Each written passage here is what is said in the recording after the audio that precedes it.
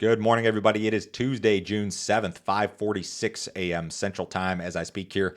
July corn futures down 4.5 at 7.38. December corn down 2.5 at $7 even.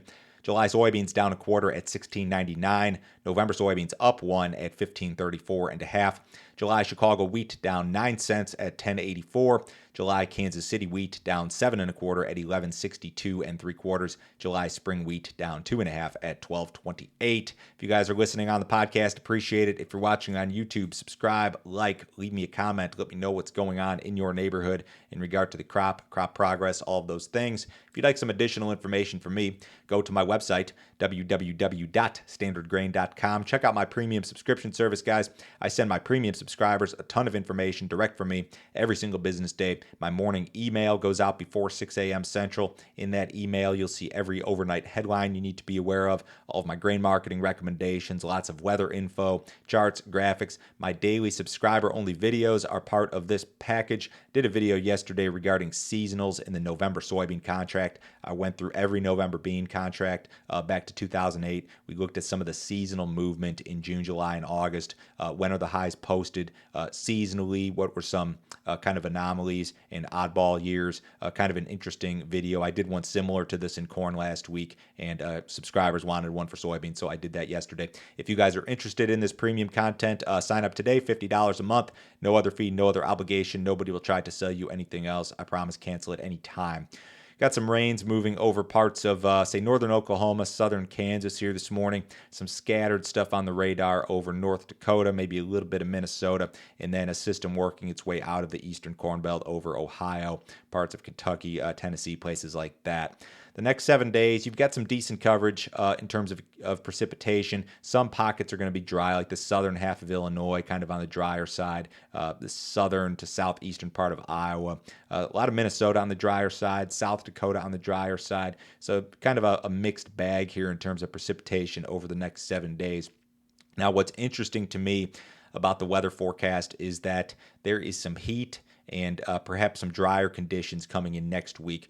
Your 6 to 10 and 8 to 14 day maps are confirming what I kind of hinted at yesterday, that we've got some heat coming into the Corn Belt next week. And these maps here, your 6 to 10 and 8 to 14, both calling for below normal precipitation and generally above normal temperatures beginning next week. There's going to be a period of time beginning, say, Monday, where you're going to see temperatures in the 90s in the southern plains and into the western part of the Corn Belt. And then by, say, Tuesday, Wednesday next week, you'll see those temperatures in the 90s hit parts of Illinois and parts further east. So almost all of the Corn Belt is going to see some much warmer temperatures next week, and precipitation is going to be on the lighter side. Now, I don't know if the market, of course, is overly concerned about this right now. If this forecast confirms, if it were to become more exaggerated, if it continues into, say, the end of June into the first part of July, that would be very friendly to the market, in my opinion. Now, certainly there are some areas that could use this heat in the northern plains in particular, maybe say like southern Minnesota, maybe North Dakota, maybe parts of South Dakota up there. They've been real cool. So they could probably use some heat, but hot and dry is typically, I don't know if it needs to be overly complicated. A hot and dry deal, if you get into late June, early July, would be friendly to market. I don't think the markets have reacted to this yet. The forecasts can always shift, of course. When you're talking about forecasts that are, a week or more out, they're not hugely reliable. So this is something to be aware of. I don't know if it matters a whole lot today, but it could start to matter sooner than you think, perhaps, if it's confirmed, if it's exaggerated in the models, that sort of thing. So it's something to be aware of, and it's something that we've got to keep an eye on, certainly. U.S. corn planting almost complete. The crop is 94% planted nationally versus 86% last week, now ahead of the 92% average. North Dakota is your notable laggard here, as we've discussed on a weekly basis. Corn planting in that state, 81% complete versus 56% last week and 92% on average. I think what will be planted has been planted in regard to corn nationally. Corn acreage that was unable to be planted is likely to be switched to other crops or enrolled in prevent plant, one of the two. The crop is 78% emerged nationally in corn versus 61 last week, 81 on average. In its first crop rating of the year, USDA rated the corn crop 73% good to excellent nationally. That's above the above last year's number of 68% and above the 69% average. Initial crop ratings this early in the year really have very little bearing or correlation to final yields, so I don't think it means a whole lot. Could somebody have sold the corn market last night because they saw that better than expected rating? I suppose that's a possibility, but I wouldn't read too much into it this time of year. The U.S. soybean planting pace is near average. The crop is 78% planted nationally versus 66 last week, 79 on average. Again, North Dakota and Minnesota are very slow here in regard to soybean planting. Between those two states, you've got 6.4 million acres unplanted as of Sunday when you look at the percentages versus March intentions. North Dakota was only 41% complete in beans as of Sunday versus 82 on average. Minnesota was 72% complete versus 90 on average.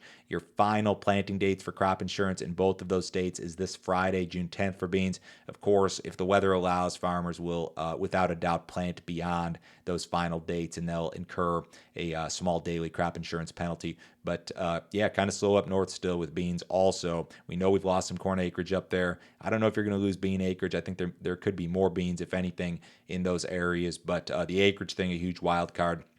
And we don't get another update on that from USDA until the end of this month. U.S. winter wheat harvest underway. The crop was 5% harvested nationally as of Sunday versus 6% on average. Only a few states noting progress. Texas 36% harvested, Oklahoma 15%, Arkansas 15%, California 5%, Missouri 1%. No other states reported winter wheat harvest progress. Conditions improved to 30% good to excellent from 29 last week, still way behind the 50% average. Spring wheat plantings in the north are slow. The crop is 82% planted versus 97 on average. Final planting dates in regard to spring wheat have passed. I think yesterday was the last day for the northern parts of North Dakota and Minnesota. But in any case, if you've got a drier forecast, planting of that crop will continue here for a while as well. Ukraine's grain exports increased in May. Total exports of grain, oilseeds, and vegetable oils rose 80% in May versus April. Still, your exports in total are down sharply versus a year ago. So versus May of last year, corn exports were down 58%, sunflower oil exports down 60%.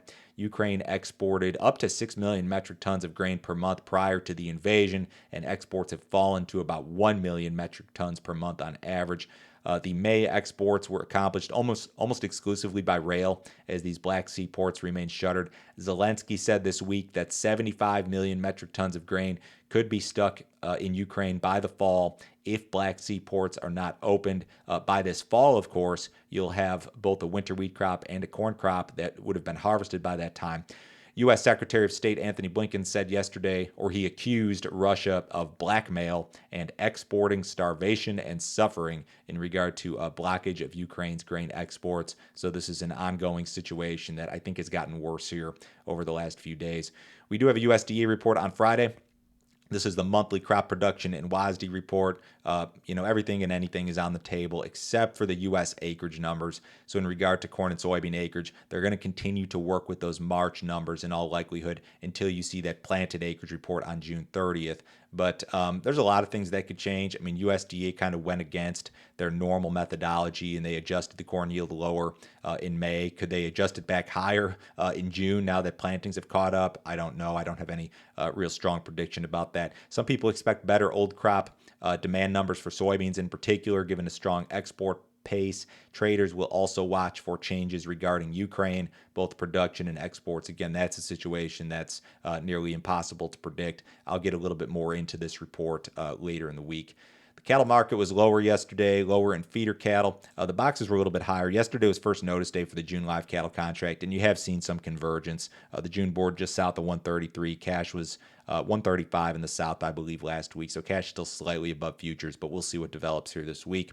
U.S. dollar is a little bit higher. The S&P's down 18. The Dow's down 140. Bonds up a little bit. Gold and silver mixed. Crude oil is down just 9 cents at 118.41 in the July WTI. Have a great day, guys. I'll talk to you tomorrow.